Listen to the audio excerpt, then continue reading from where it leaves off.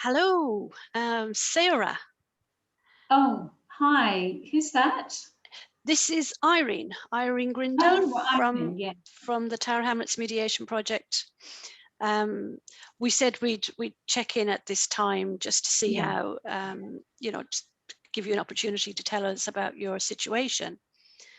Sure, sure. Oh, good. Well, I've been waiting for quite a while to get this sorted. So very glad to have somebody here who can help me with this problem. Thank you. Excellent, excellent. So, Sarah, we'll just give you a little brief introduction, just so that you know where you are with us. So, we we're volunteers at the Tower Hamlets Mediation Project. We've been trained in community mediation. This, as you Oh, know, is a free project, and really, all we do as mediators is we help people like yourself to resolve a conflict that they might be experiencing with their neighbour. So your housing officer sent us through a referral form, and she said that you had agreed to, yeah. try mediation. Anything to sort this problem. Just can't bear it anymore. Right, wonderful. So I'll normally this visit, we call it a visit, it would take about an hour. Everything that you say will be kept confidential. The only person I'd be sharing it with really is my manager, the manager for the Yeah, project. Irene, can I record it? Would that be okay to record it at my end? I would ask you not to do that because of the confidentiality aspect. Why would you want to record it, Sarah? Well, just to know what we talked about and just, to keep a record of these things. I'm always worried about what did we talk about with people and stuff. Yeah. Well, it's I I would encourage you maybe to try and trust the process, um, and perhaps not to record it right now. The Okay, only reason I ask is because confidentiality is a big part of mediation, and I'm not feeling very confident about like having a recording of it. It's a very informal process, and it really is just a chance for you to tell me your story. So you'll be doing most of the talking. okay. Is that okay? Yeah, I guess so. We'll see how we go. Okay. Okay. Well, we can review it ourselves. I can have Hmm. a think about it and maybe speak to my manager and see what they think. So I was mentioning about confidentiality. So the only thing that I'll be telling anyone is the outcome of our session, and I don't tell your neighbour anything unless you want me to. And then if Good. I think it might be useful for your neighbour to hear that, I'll happily pass that information on. So just to let you know that we are volunteers, we're completely impartial, the service is neutral, we don't um, we don't we don't kind of defend anybody, we don't tell you what to do, we don't judge you, we don't judge your neighbour. We're literally here to help you to have a safe conversation first with your mediator, and then if you're interested, have a conversation with your neighbour with a view to resolving uh, the Hmm. um, the conflict.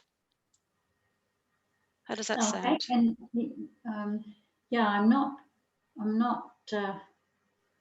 Hasn't gone well trying to talk to the neighbour before, so I'm not sure Yeah, about actually yeah. talking. Well, we don't have to go there first because it's voluntary. This process is all voluntary. So it's really up to you, Sarah, how much you want to take part. And if you want to stop at any point, that's absolutely not a problem. Um, you lead this project, or this process, I should say. That's you that leads it. I'm not going to tell you what to do. And if you don't feel comfortable, we can just stop it at any point, and then we'll decide what you want to do instead. So, and if you don't want to meet your neighbor, that's also okay. Oh, good, good, good. Because Yeah, I just right now it's too upsetting. So yeah. Okay. So, Sarah, I wonder if you could just maybe start off by telling me what's been happening. If you don't mind, what I'm going to do is I'm going to take some notes. They're just to help me to kind of summarize and make sure that I get everything right, and I'll tear them up at the end of the meeting. Yeah, sure. Okay, okay. Well, it's absolutely horrible.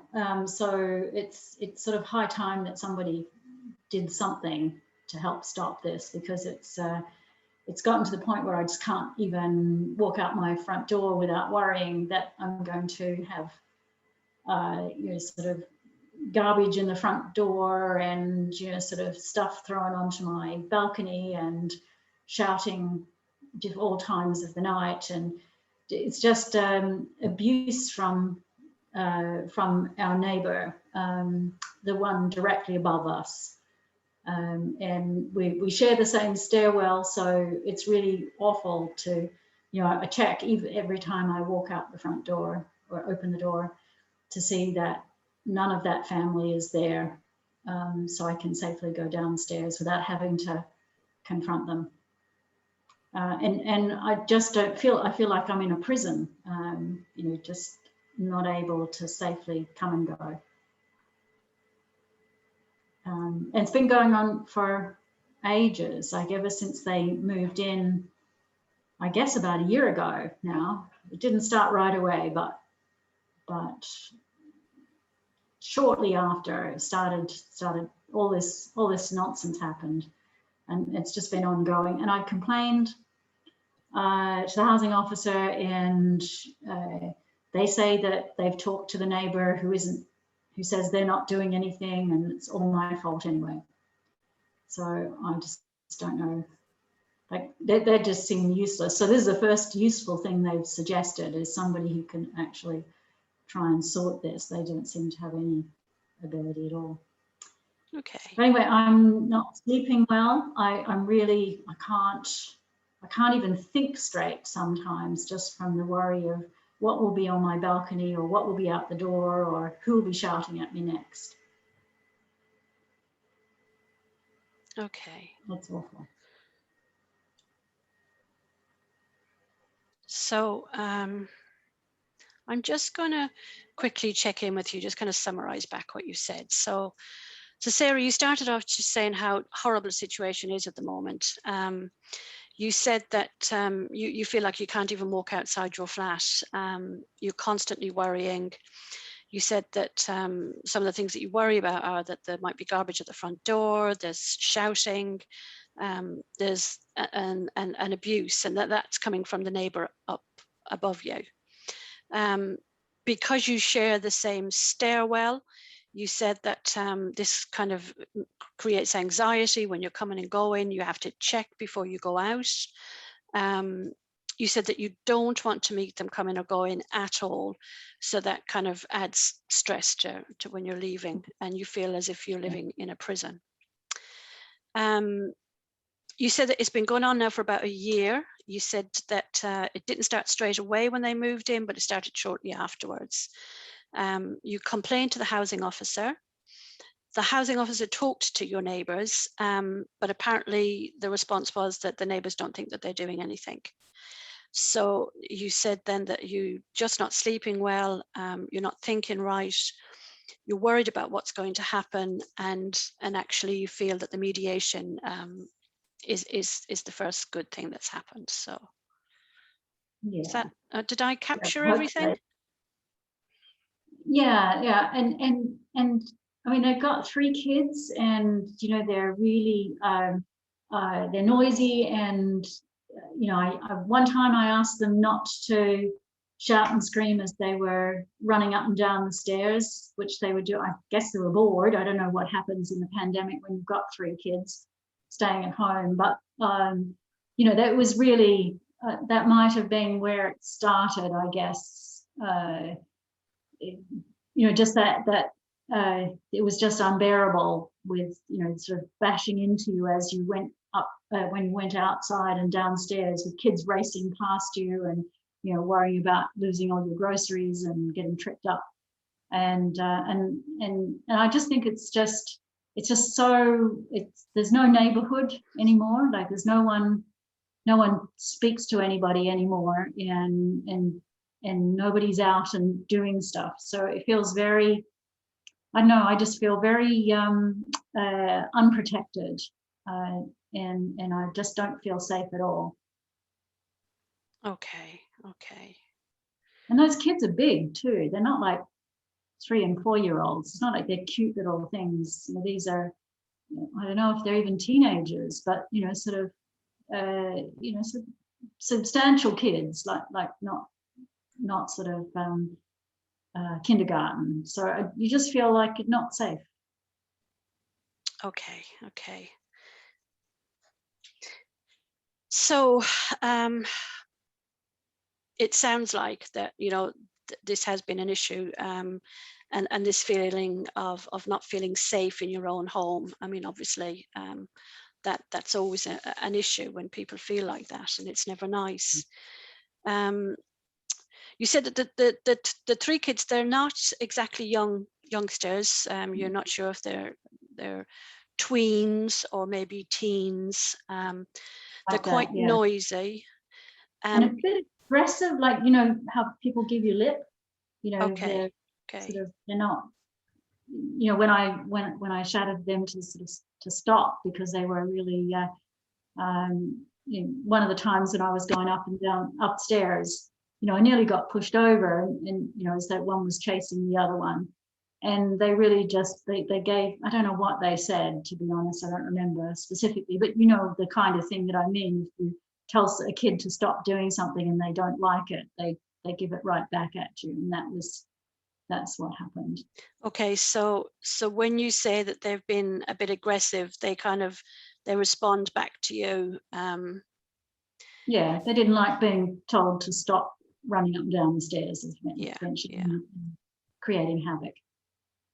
Now, you did mention that obviously the 3 kids are living in the flat upstairs, and there is a pandemic going on. So you're not sure how that's working out for them at the moment. But your main issue is the fact of they're running up and down the stairs. They Well, I kind of started it, but that's actually not all of it. Like that got it going. But then the mum started sort of giving, sort of saying, why are you telling my kids off? And after that was started the rubbish, by my door, on my balcony, those kinds of things, which, they say they didn't do. Okay. So to go back to what started it off, your belief is that you're asking them not to be running on the stairs probably started the conflict, because after that the mom got involved, and she asked you why you're telling our kids off, and then the problem started with the rubbish, the garbage, and the shouting. Yeah. Okay. That's basic. Yeah. Okay. You did also mention, Sarah, that you feel that there's no neighborhood anymore. It's not like it used to be, and that you just don't feel safe. Yeah. Well, we had really nice neighbors before. Like they were very, we would visit, they would visit to us.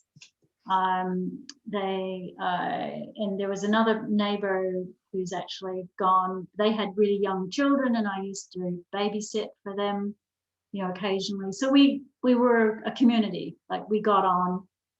And now there's nobody in our stairwell that that is at all, not just because of the pandemic, but just people keep to themselves, and or as in the mum's case, sort of are really rude and aggressive. Okay, so I'm hearing that things just aren't like they used to be. It felt more like of a community. When you had your old neighbors there, you were able to kind of visit with each other, you even babysat for them, and there was that feeling of kind of safety that seems to be very important for you. Yeah, and definitely don't feel safe. Yeah. Okay, so So I'm just going to mark that down as a real big issue for you, because we'll come back to that. So Sarah, that's kind of what's brought the mediation project to your door.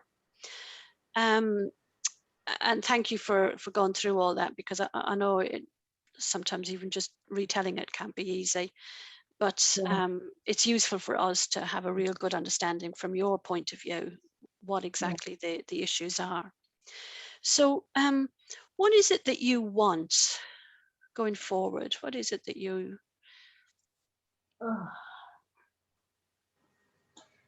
I just want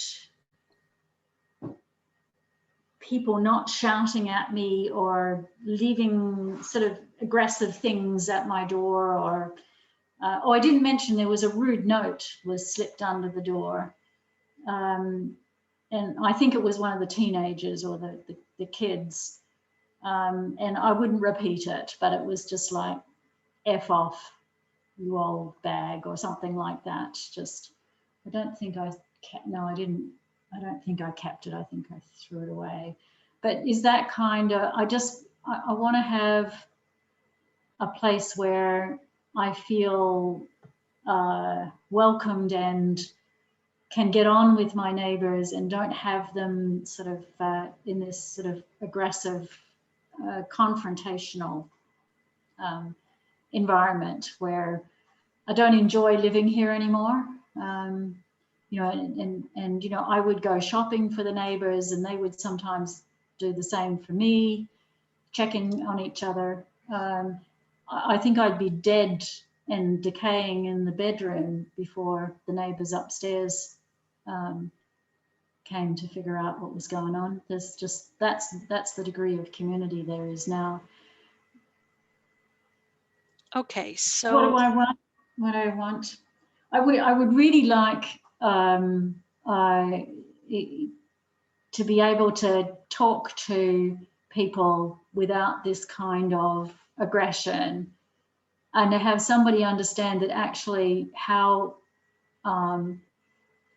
bad that was, the thing that started all of this, with just being nearly knocked off my feet by kids racing up and down the stairs. You have to realize that, you know, at my age, a fall down the stairs is going to be a bad thing. And I'm, you know, kids being disrespectful to people who need their space, you know, and care. It just, if we can get rid of that, that'd be a real bonus. But the real thing would be, wouldn't it be great if we could get on, like it was a community feeling rather than aggressive, sort of like this is warfare kind of, which is how it feels right now. okay, so what you said is that you really want people to not be shouting. So I guess that's that you want them to communicate in a respectful manner. You don't want any more aggressive notes or anything through your doorway. Again, that will come back to just being able to talk to people, to talk to your neighbors, just being able to get along with them. Yeah. The community is a real big thing for you, where you have that sense of community and not feeling so alone and isolated. You said that it would be lovely to be able to feel like you were welcomed and that you can get along with your neighbors. You said that you're not a confrontational person, and you don't want to feel that you're living in a confrontational environment. So safety came up again for you there. It's definitely one of your biggest needs, this need to feel safe in your own home and coming and going from your own home. You said that the fear of being knocked off your feet on the stairwell is quite overwhelming at times, because it would be such a bad thing for you at your age. Would there be any coming back from that? So what you would really like is to be able to talk to your neighbours going forward about the issues and be able to get along with them and find that better way to communicate. Yeah, as long as they weren't sort of aggressive towards me. Like that was what when the only time I've spoken to the mum, she was I can't really explain how she was. She just it's almost like she thought I was the problem. Mm-hmm. She didn't think her beautiful boys could be, it must have been me. And it's that kind of, sort of more attacking me for why was I shouting at them rather than Yeah. she didn't have any sense that actually anything they might have done would have been less than perfect. So Yeah. if that's the kind of conversation we're going to have, then I don't want that, because that I've had that and that was awful. Yeah. Well, if it's any help to know at this point that if we were going to continue with the mediation, we haven't yet met your neighbour. We're looking forward to meeting your neighbour, and we would only take this forward, Sarah, if we were confident that the two of you guys talking to each other would actually be helpful, would be constructive. If we felt that you were both willing to be able to kind of have a conversation, have a respectful conversation, and if you were both willing to kind of look at options about maybe how you could get your interests met, the you definitely want a safer environment. You want to be a more community-like, where you don't feel so isolated and alone, and just not to be living in fear of being run over on the stairs. Yeah, yeah. And if you think she's okay with that, then fine. But if not, then can you just tell her those things instead of me having to meet with her? Like if so it's an option that we can talk on your behalf, given your permission.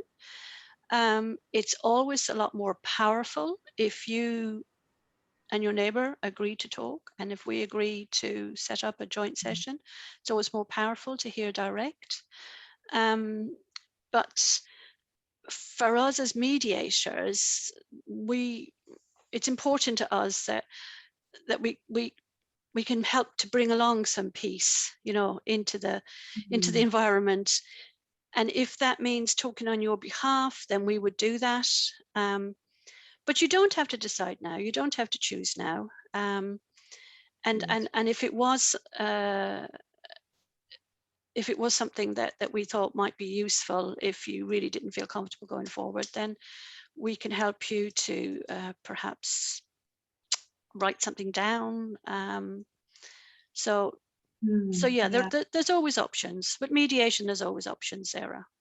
Yeah, because just even talking about it, my stomach's sort of doing this. Like, yeah. That's normal. I mean, it's I know myself. I live in Tower Hamlets myself, and I know how important neighbours are.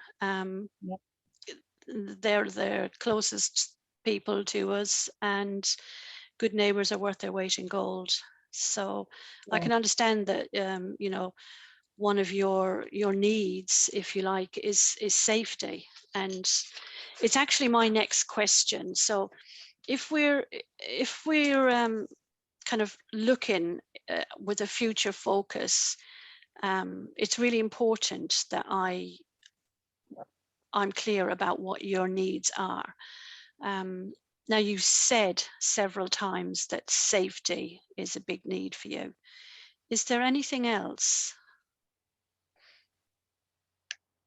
I think it all kind of hinges on the really bad relationship that we have, so that if I don't know what's going to be outside my door, is there going to be more, sort of garbage left or dropped over their balcony to my balcony? you know, that it's that kind of, it's peace as much as safety. It's like Yes. Yes. feeling at ease rather than on edge. So safety, I mean, I don't think anybody's going to mug me in the corridor. That's that kind of safety. The safety I really meant, I think, was more, you know, sort of that thing I said about physically not wanting to fall downstairs, Mm-hmm. or Mm-hmm. and also not wanting to be abused, not wanting to have somebody shouting at you or bagged, sort of thing. It wasn't that I felt physically at risk, if that makes sense. Yeah, When you no, said no, absolutely it does. I mean, that feeling of safety, that's a universal need. It's really low down on the triangle of human needs, Maslow's. yeah, It's part of our training. Um, and to feel safe and secure are two very, very important needs. And I guess yeah. that's what you're describing there, the need to feel secure in your own home. Well, and also when you walk outside, that you Yeah, don't have to suddenly feel, am I in a war zone? Am I going to be, you know, sort of knocked off my feet or abused, or yeah. am I going to have to deal with debris outside my door? So can my outside be kind of an extension of my inside, or do I have to lock the door in order to feel, Yeah. you know, Yeah. So you want to be able to feel safe and secure when you leave your home and when you come back to your home. And yeah, yeah, yeah, yeah. Okay. yeah. So the other thing that you've mentioned is community. And of course, that's about kind of communication. And that's a massive need for all of us. We have this need to belong and to be a part of. And it's tribal almost. It comes from way back in our history, and it's in there where to belong to the tribe is safe, Mhm, and to be mhm, outside of the tribe is not safe. So wanting that community, needing that community, that makes perfect sense. And to be fair, it's something that comes up a lot in mediation. um, what you're talking about here is not unusual, because you're saying that you need to feel safe, you need to feel secure, you need to be able to have a method of communication where you're not worried, where you're not concerned, where you can feel at peace. And again, peace comes with love and connection, as a human need, and very, very important. mhm. And then feeling at ease, I guess that comes under the safe and the secure, because if those needs are met, then you'll naturally feel more at ease. So what we would do, Sarah, when we meet with your neighbor, is we kind of help them to be clear about what their needs are as well. And quite often the common ground between yourself and your neighbor is the fact that you'll both have very similar needs, because they're basic human needs. Hmm. I don't see it, but okay. Yeah, I see. I don't see somebody thinking that they need safety, or that they need me to stop shouting at them, or yeah. Well, it might be that they have completely different needs, but it tends to be that the needs tend to overlap. That's where we find common ground, and quite often that's where resolution comes from. Not always, not always. Mediation is as broad as you like, and it can involve all sorts of weird and wonderful magical things once people get out of that place of feeling in conflict and shift into a, how could I resolve this? How can we resolve this kind of mind frame? It just helps people to be able to have a different perspective, and perhaps they then become more willing to sort it out with their neighbours. yeah, yeah. Well, maybe there's a different side to her than I've seen, but I haven't seen that side for sure. Yeah. So, Okay. So one of the things that we'll look at now, Sarah, is you've told us a lot of the things that you have done, and this is kind of part of the process where we would look at options for you. So one we've already discussed, well, actually two we've discussed, which is that I can, what we call a shuttle, which is pass information on your behalf to your neighbour, so I can shuttle. Another option is that we can arrange a joint session if you're both feeling safe. You mentioned that, oh no, that was part of the same thing actually. You mentioned that, actually I think it was me that mentioned it, that maybe you might write something that we could share with your neighbour. What other options have you got, Sarah, in this?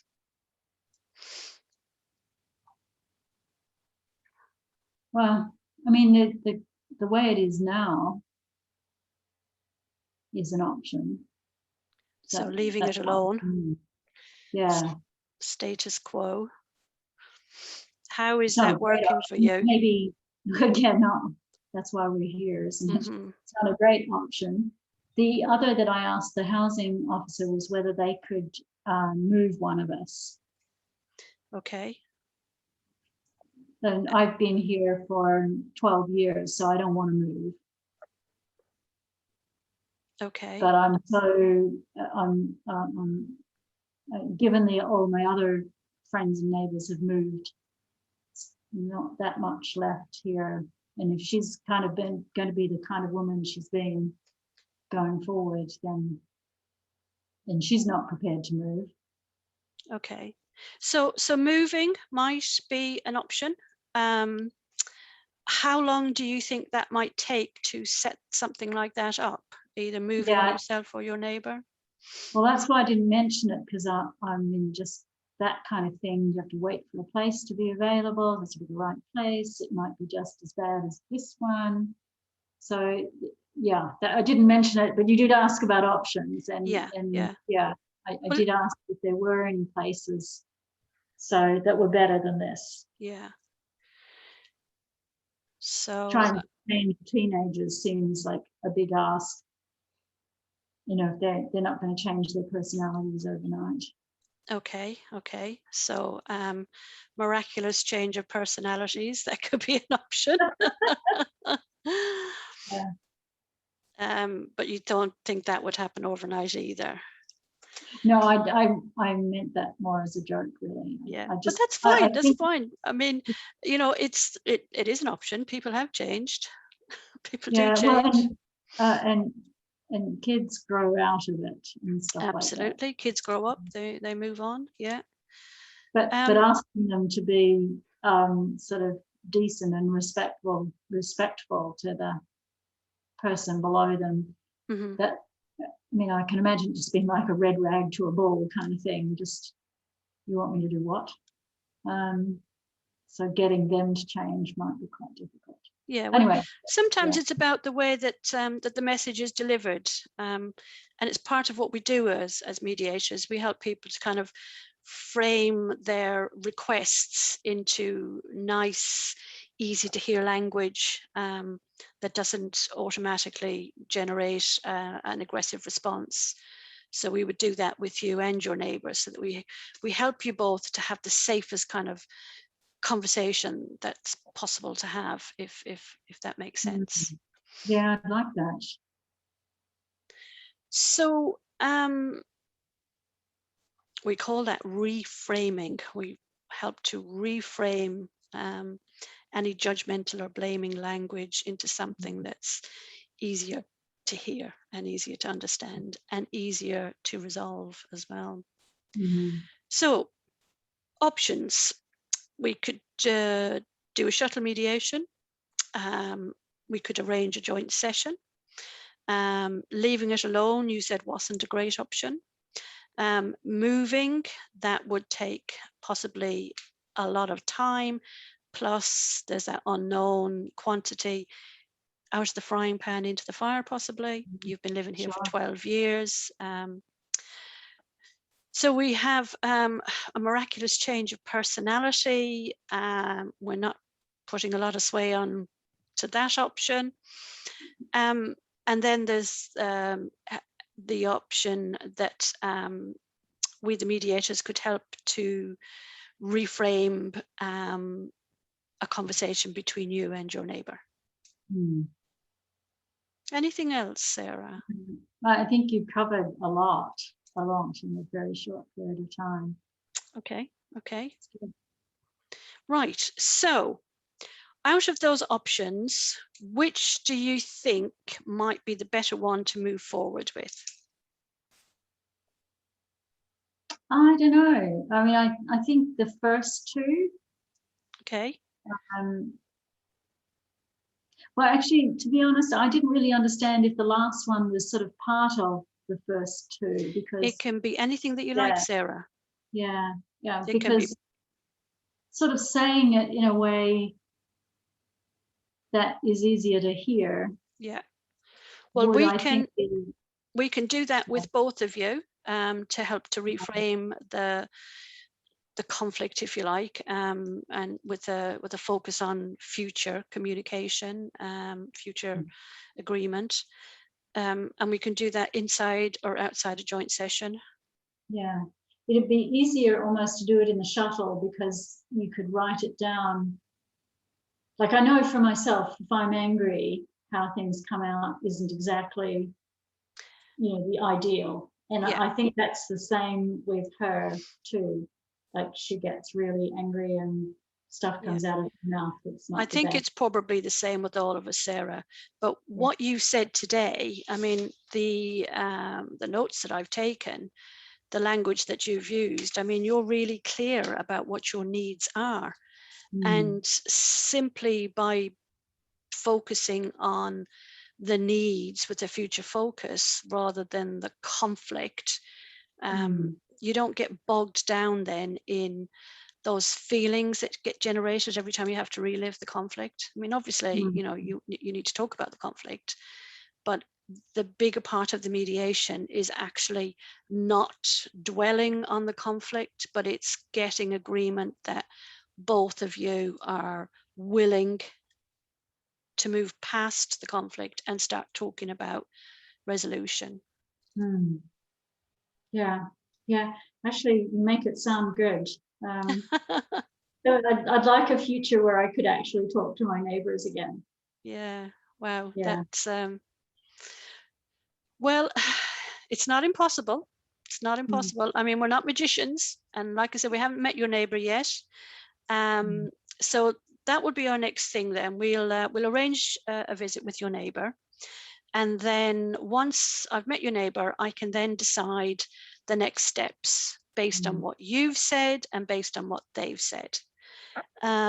If you're happy for me to mention that you would be interested in improving the communication, then I'm happy to do that. Yeah, no, that sounds good. Not to rush you, but I just saw that I do have somebody coming around at 2:00. So okay, are we going to be okay, do you think, in terms of time? I don't want to. Yeah, no, we're basically finished, Sarah. So the way I'll leave it is you've got my details. I do. Please don't worry about contacting me. That's not a problem. I'll get back to you after I've visited with your neighbor, and let you know what the next steps might be, and then we'll take it from there. Well, good. I'm really pleased that something is happening. So this at least gives me some sense of there might be some different future, which is good.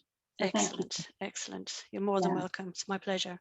Okay, well, lovely to meet you, Sarah. And you'll hear from us again a week, maybe 10 days. Sounds good. Okay, I look forward. Wonderful. Okay. Okay, thank you very much. Bye then. Bye now.